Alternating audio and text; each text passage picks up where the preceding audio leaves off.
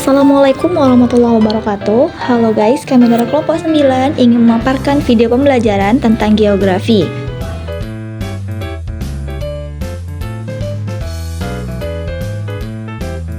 Nah, sebelum masuk ke pembahasan inti, ada baiknya kita mengetahui latar belakang dari geografi. Geografi adalah studi tentang bumi, termasuk manusia dan lingkungan. Ilmu ini membahas berbagai aspek seperti bentuk dan struktur bumi, iklim, flora dan fauna, serta manusia dan aktivitasnya dalam ruang dan waktu. Geografi ini mencakup banyak disiplin ilmu, seperti geologi, meteorologi, biologi, antropologi, dan ekonomi. Geografi juga merupakan ilmu interdisipliner penting yang memahami isu-isu global seperti perubahan iklim, keanekaragaman hayati, dan pembangunan berkelanjutan. Dalam video pembelajaran ini terdapat rumusan masalah. Yang pertama, apa definisi ilmu geografi? Yang kedua, bagaimana sejarah perkembangan ilmu geografi dari zaman kuno hingga modern? Yang ketiga, bagaimana penerapan teknologi modern seperti sistem informasi geografis, satelit, dan drone dalam ilmu geografi? Yang keempat, mengapa pemahaman geografi penting dalam menghadapi tantangan global? Yang kelima, tantangan apa yang dihadapi dalam perkembangannya? Pembahasan pertama dimulai dari definisi geografi. Kata geografi berasal dari bahasa Yunani yaitu geo yang artinya bumi dan graphin artinya menulis atau menjelaskan. Pada asalnya geografi berarti uraian atau gambaran mengenai bumi. Adapun pengertian geografi menurut para ahli dimulai dari geografi menurut Eratosthenes adalah penulisan tentang bentuk bumi. Istilah atau kata geografi berasal dari bahasa Yunani yaitu geo yang memiliki arti bumi serta graphein yang memiliki arti tulisan sehingga membentuk kata geografi dan dikembangkan menjadi keilmuan yang membahas mengenai bentuk muka bumi. Selanjutnya, menurut Immanuel Kant, geografi merupakan ilmu dan objek studinya adalah benda-benda, hal-hal atau gejala-gejala yang tersebar pada wilayah di permukaan bumi. Sementara menurut Ellsworth Huntington mengemukakan teori terkait geografi yang mana keberlangsungan hidup sangat dipengaruhi oleh iklim. Teori tersebut yang membuat Ellsworth Huntington terkenal sebagai determinis iklim atau memandang iklim sebagai penentu kehidupan.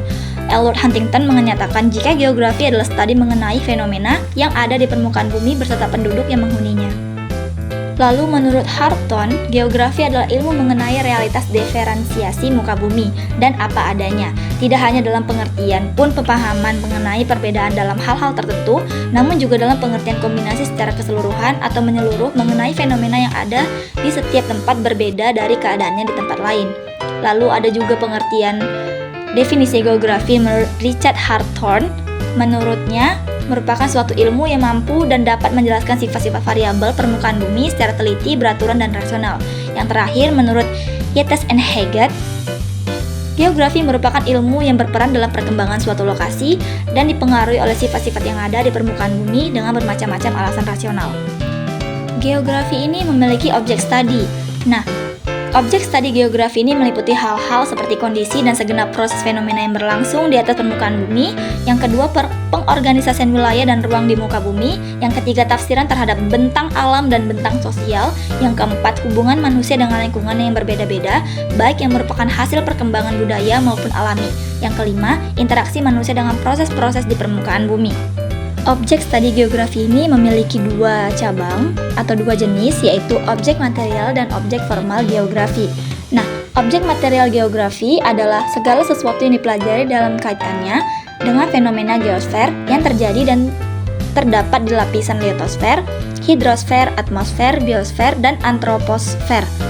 Objek studi material geografi merupakan objek yang dipelajari dalam geografi, meliputi litosfer atau lapisan kulit bumi yang terletak antara permukaan bumi sampai kedalaman 1000 km.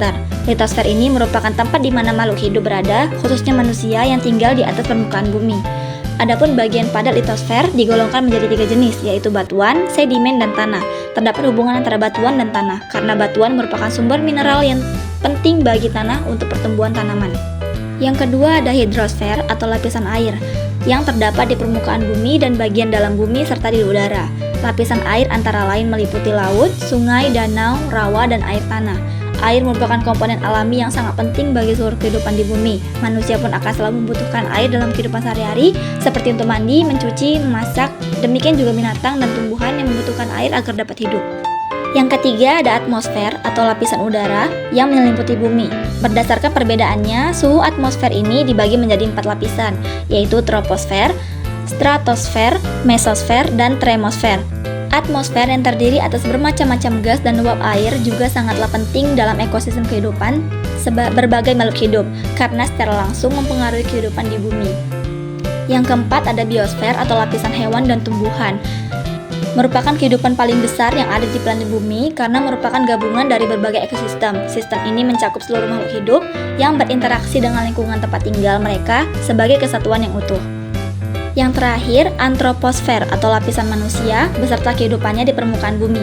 Pada hal ini, bidang geografi mencakup persebaran keanekaan budaya dan ragam fisik manusia dalam ruangan atau wilayah. Sebagai contoh, dapat diperhatikan bahwa di permukaan bumi terdapat berbagai macam ras yang menempati berbagai kawasan antara lain Asia Timur, Asia Barat, Asia Selatan, Afrika Barat, Amerika, dan Australia. Dengan begitu, objek studi material geografi mencakup gejala-gejala suatu fenomena yang terdapat dan terjadi di geosfer atau permukaan bumi. Jenis objek studi geografi yang kedua adalah objek formal geografi, yaitu cara pandang dan berpikir terhadap fenomena objek material geografi di permukaan bumi yang meliputi fenomena fisik dan fenomena sosial dengan cara pandang dari segi keruangan, kelingkungan, dan kompleks wilayah. Contoh pada jenis ini yaitu desa, kota, pariwisata, daerah aliran sungai, bentuk lahan, sumber daya, industri, kependudukan, wilayah atau region, iklim, tanah, air, dan sebagainya. Cara pandang objek studi formal geografi dapat dilihat dari organisasi keruangan atau spatial setting yang meliputi: pertama, pola dan persebaran fenomena tertentu di permukaan bumi atau spatial patterns. Yang kedua, keterkaitan atau hubungan antara fenomena tersebut atau spatial system. Yang ketiga, perkembangan atau perubahan yang terjadi pada fenomena tersebut baik dalam wilayah sendiri maupun antar wilayah atau spatial processes.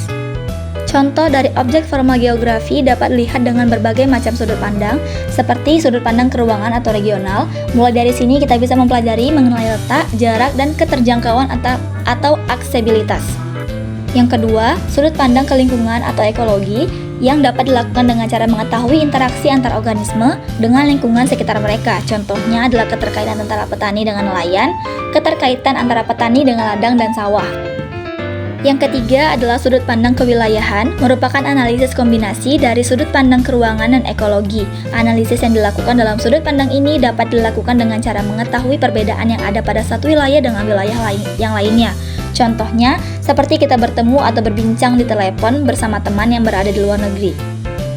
Yang terakhir yaitu sudut pandang waktu, merupakan objek formal geografi yang dapat dipelajari dari kurun waktu ke waktu, sehingga manfaatnya bisa digunakan dan dapat diketahui sejauh mana perkembangannya.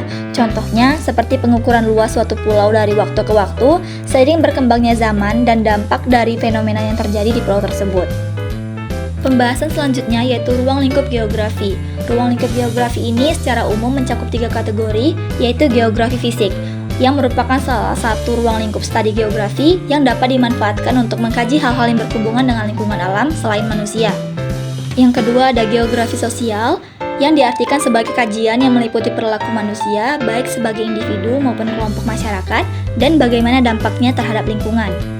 Yang ketiga yaitu geografi regional, yang merupakan cabang ilmu geografi yang berfokus pada topik terkait aspek fisik dan manusia pada suatu wilayah. Karena cakupan ilmu geografi sangatlah luas, maka dibuatlah ruang lingkup geografi untuk mempermudah ilmuwan melakukan kajian ilmu. Yang pertama, pengungkapan kejadian. Banyak sekali fenomena yang terjadi di bumi. Ilmu geografi adalah ilmu yang akan mengungkap semua kejadian tersebut. Yang kedua, meneliti sebab dan akibat suatu gejala. Dalam geografi akan meneliti hubungan suatu gejala atau kejadian dengan gejala lainnya. Yang ketiga, mempelajari persamaan dan perbedaan fenomena di bumi. Ilmu ini juga akan mempelajari persamaan dan perbedaan fenomena yang terjadi di permukaan bumi. Misalnya perbandingan antar daerah yang beriklim tropis dengan daerah yang iklimnya cenderung panas. Yang keempat, mempelajari penyebaran kejadian atau gejala di bumi. Geografi adalah ilmu yang juga mempelajari penyebaran ini. Contohnya seperti mengapa di Indonesia sering terjadi gempa atau mempelajari persebaran penduduknya. Yang terakhir, pemecahan masalah geografi. Pemecahan masalah ini dilakukan melalui pendekatan keruangan, ekologi, dan kewilayahan. Contohnya, penebangan hutan yang mengakibatkan banjir dapat dicari pengurangan dampaknya dengan pendekatan analisis ekologi. Materi keempat yaitu manfaat mempelajari geografi. Berkenaan dengan seluruh materi tadi, secara sederhana dapat dikemukakan bahwa nilai guna geografi menurut Al-Fandi mencakup 3 hal, yaitu Pertama, subjektivisme, yaitu kegunaannya bagi manusia. Yang kedua, objektivisme logis, yaitu bersifat empiris baik melalui hasil percobaan, pengukuran atau yang lainnya. Yang ketiga, nilai etika dan estetika yang berkenaan dengan interaksi manusia dengan lingkungannya. Pembahasan terakhir yaitu konsep-konsep geografi. Dadang Supardan dalam bukunya berjudul Pengantar Ilmu Sosial merinci konsep-konsep penting dalam geografi, yaitu tempat, sensus penduduk, iklim, laut, lingkungan, benua, urbanisasi, peta, kota, mortalitas, khatulistiwa, demografi, tanah, transmigrasi, dan wilayah. Dari seluruh penjelasan tadi, dapat diambil kesimpulan bahwa pemahaman geografi sangat penting untuk memahami hubungan antara manusia dan lingkungan, serta memberikan solusi untuk menjaga keseimbangan dan kelestarian bumi. Ini memainkan peranan penting dalam mengatasi tantangan global seperti perubahan iklim, kelangkaan air dan kekeringan, bencana alam, dan pemetaan sumber daya alam. Memahami geografi dapat membantu kita memahami bagaimana orang berinteraksi dengan lingkungan dan merancang solusi yang efektif untuk memecahkan masalah ini. Dengan pengetahuan geografi yang baik, kita dapat mengurangi dampak negatif dari tantangan global dan mengelola sumber daya alam secara berkelanjutan untuk kepentingan manusia dan lingkungan di masa mendatang. Mungkin itu saja yang dapat kami paparkan. Lebih dan kurang kami mohon maaf. Jangan lupa tinggalkan jejak berupa like dan komen. Wassalamualaikum warahmatullahi wabarakatuh.